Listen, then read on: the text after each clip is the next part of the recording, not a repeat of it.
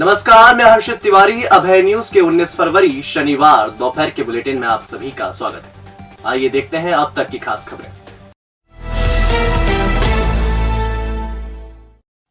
मालनवासा स्थित बाल संप्रेक्षण गृह से शुक्रवार देर रात 6 बाल अपचारी फरार हो गए, जिनकी तलाश में नागझरी थाना पुलिस जुटी हुई है।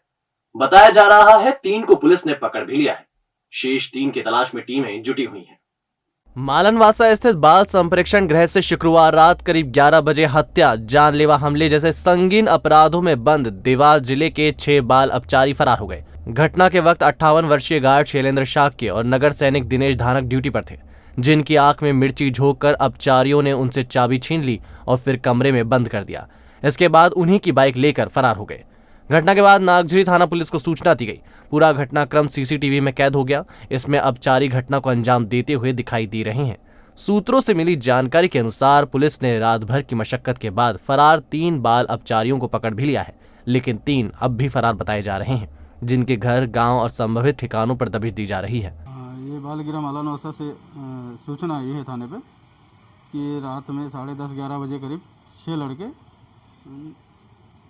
संस्था के गार्ड और सुरक्षा गार्ड और वो चौकीदार इसके साथ के मिर्ची झोंक कर मारपीट कर उन्हें रूम में बंद कर उनकी चाबी छुड़ाकर उनका मेन गेट का ताला खोल कर तो 6 लड़के भाग गए। ये सभी देवास के रहने वाले बताए। बालकों के खिलाफ 353, 332 आईपीसी की धारा में प्रकरण पंजीबद्ध किया जा रहा है। सर, मिर्ची ये लोग कहाँ से लेके आए? मिर्ची ये लोग कहाँ से लाए हैं, अब उनको पकड़ के लाएंगे जब मालूम पड़ेगा कहाँ से लाए थे। वस्तुतः है जो बच्चे संप्रेषण गृह में रहते हैं, वो विधि का उल्लंघन करने वाले बच्चे रहते हैं। ऑलरेडी विधि का उल्लंघन उन्होंने किया हुआ होता है, तो उनको इनोसेंट तो हम बोल नहीं सकते हैं, पर एक्ट के तहत हम ये मान के चलते हैं कि उनसे गलती हुई है। गलती हुई है तो गलती पुनः ना हो, इसके लिए उनको यहाँ पर हम बहुत सारी ट्रेनिंग्स वगैरह दे के इंगेज करके रखते हैं, ताकि जब वो जो है उनकी ट्रायल ख़त्म हो तो वो जो है अपना मेन स्ट्रीम में आएँ। ऐसे पूरा हम प्रयास करते हैं। पर कुछ बच्चे जो है पिछले देवास से जो है यहाँ पर जो आए हुए थे 6 बच्चे, उन्होंने संगठित होके जो है हमारे जो रात्रिकालीन स्टाफ था, चौकीदार और गार्ड, सिक्योरिटी गार्ड, जो कि हमें यहाँ से होम गार्ड से मिलता है, तो उनको प्लानिंग तरीके से जो है आँख में मिर्ची डाल के जो है नगर सैनिक को जो है अधीक्षक के चैम्बर के टॉयलेट में बंद कर किया और जो है उसको पकड़ लिया, जेब से जो है चाबी निकाली और गेट खोल के भाग गए। लंबे समय से बाबा महाकाल की भस्म आरती में शामिल होने का इंतजार कर रहे श्रद्धालुओं के लिए शनिवार का दिन खुशियों भरा रहा। मंदिर समिति ने एक दिन पहले सीमित संख्या में श्रद्धालुओं को प्रवेश देने का निर्णय लिया था। दरअसल कोविड संक्रमण के बढ़ते खतरे के चलते प्रवेश बंद कर दिया गया था। दरअसल कोरोना की तीसरी लहर की शुरुआत के बाद संक्रमित मरीजों के तेजी से बढ़ते आंकड़ों के चलते भस्म आरती में श्रद्धालुओं का प्रवेश बंद कर दिया गया था। नाइट कर्फ्यू का समय रात 11 से सुबह 6 बजे तक था, जबकि भस्म आरती के लिए भक्तों को रात 3 बजे मंदिर पहुंचना पड़ता है। हालांकि वर्तमान में कोविड पर काबू के चलते शुक्रवार को प्रशासक गणेश धाकड़ ने भस्म आरती में सीमित संख्या में श्रद्धालुओं को प्रवेश देने का निर्णय लिया और आदेश जारी कर दिया। शनिवार को सीमित संख्या में श्रद्धालुओं को प्रवेश दिया गया। लंबे समय बाद भस्म आरती में बाबा के दर्शन कर भक्त अभिभूत हो गए।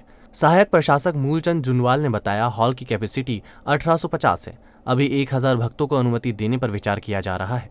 शाम तक स्थिति क्लियर होगी। प्रशासक कार्यालय के समीप स्थित भस्म आरती काउंटर से श्रद्धालु लाइन में लगकर सुबह 10 बजे निःशुल्क अनुमति प्राप्त कर सकेंगे।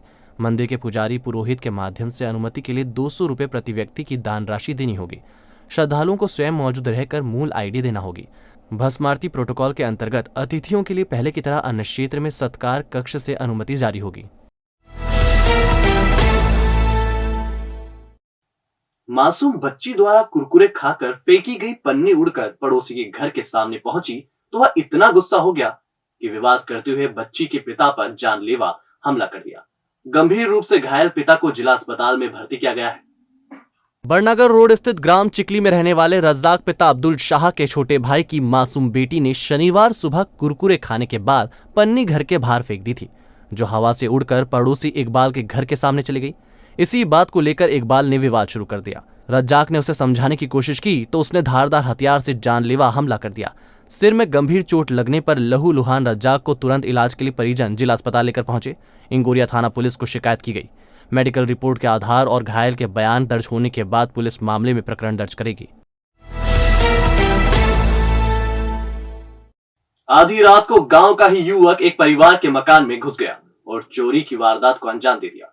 आहट सुनकर परिवार नींद से जागा तो बदमाश भाग निकला, जिसके खिलाफ नामजद शिकायत दर्ज कराई गई है।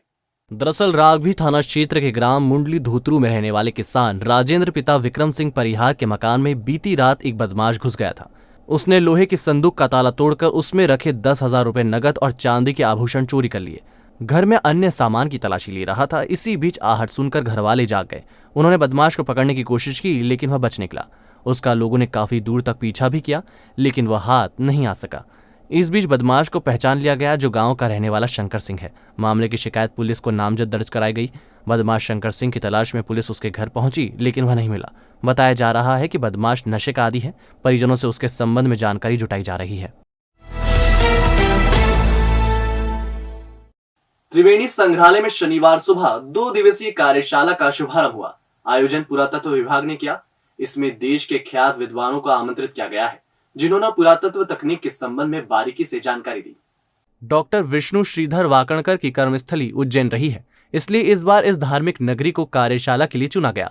त्रिवेणी संग्रहालय में कार्यशाला के शुभारंभ के बाद विद्वानों ने विद्यार्थियों और शोधार्थियों को उत्खनन की तकनीक, सर्वेक्षण किस प्रकार किया जाता है, मूर्तियों को किस प्रकार से पहचाना जाए, स्थापत्य कला किस प्रकार से विकसित हुई, इस संबंध में जानकारी दी। इसके बाद शोधार्थियों की जिज्ञासाओं का समाधान भी किया। संचालनालय पुरातत्व अभिलेखागार एवं संग्रहालय में एक वाकणकर साहब के नाम से शोधपीठ है, जिसका नाम श्री VS वाकणकर पुरातत्व शोध पीठ के नाम से जानी जाती है।